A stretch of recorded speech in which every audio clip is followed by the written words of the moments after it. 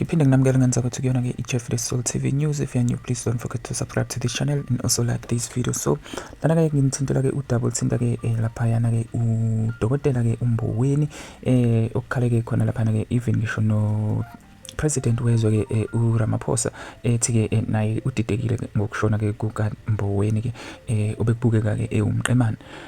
Lesasithombe ke sakhe ke uDide Mboweni loyo ke owayengungqongqoshe ke wezezimali ke la eNingizimu Afrika.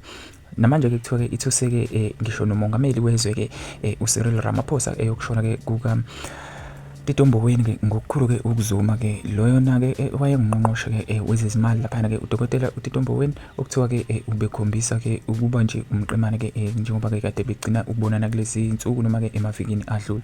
uRamaphosa uthe indlela ke uMboweni abe nomfutho ngayo ibingakhombisi ukuthi ke izinsuku zakhe ke sezibaliwe. Ukumcaphuna nje indlela ke abexhumana ngayo nabantu baseNingizimu Afrika ke yenza ke ukuthi ke kusithuse ke kakhulu ke ukushona kwakhe eneminyaka ke engu-65.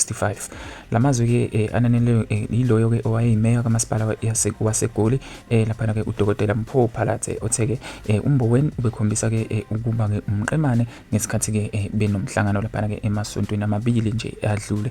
Naye ke ukumecaphuna lapha ke uMpho Phalatse ke uye wathi ke wayenomfutho lo esimazi ngawo yena ke uDide Mboweni wangenikeza izelelo ke ezibaluleke kakhulu ngangingazi ke ukuthi ke sengimbona ke okugcina. uMboweni ke lapha ke ushonele esibhedlela ngomgqibelo ebusuku emva kokugula ke isikhashana. Umfowabo ke kaMboweni umnumzane Alto Mboweni uthe ke umfowabo ke ushone engungwe asondelene nabo ngamanye amazwi umndeni wakhe. Njengomndeni ke uye wacela ke ukuthi ke banikezwe ithuba lokuba ke bazile wasethi ke izinhlelo zawo ke umncwabo ke zizomenyezelwa ezinsukwini ezizayo. uMboweni ke waba ungqongqoshe ke kwezezimali ke ngo-2018 wasula ke lapha ke ngo-2021. Ngaphambi kwalokho ke uke waba ke umphathi webhange lombuso ngamanye amazwi iSA South African Reserve Bank wayengungqongqoshe ke lapha ke wezisebenzi ke ngaphansi ke kuhulumeni ke ukuqala lana ke ngaphansi kwentando yeningi. uRamaphosa uthe ke izwe lilahlekelwe kakhulu ke noma lilahlekelwe lukhulu ngokushona kwakhe uMboweni. So lana ke amazwi enduduze abengena ke elakanyana khona ke izolo izinhlangano ke zepolitiki izinyunyanya ke zabasebenzi nosomabhizinisi ke abahlukahlukene badlulise ke amazwi enduduzo. Abakhulumela ke iANC nabo ke badlulisa amazwi enduduzo abakhulumela lapha ke iEFF, iDA njalo njalo nezinye ke nje inhlangano baye badlulisa ke amazwi enduduzo.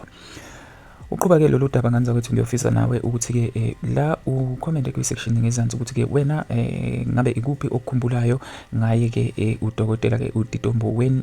Please do comment on the section down below. Do not forget to subscribe to this channel. Do not forget to like this video as well. Thank you.